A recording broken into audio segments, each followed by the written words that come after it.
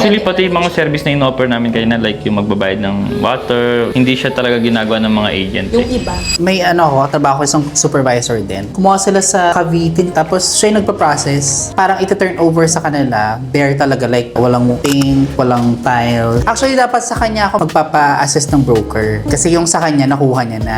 Ang problema na kasi, hindi niya na-recommend sa akin kasi parang nagka-issue sila, oo. Pangat yung experience niya doon sa Oo. agent. May mga delay and then about sa payment ata. Tapos may isa din akong friend na kumukuha sila ng bahay din. Same. May issue sa kanila na nagbayad nung nanay niya na wala, naging MIA si ahente. Buti na lang na habol nila.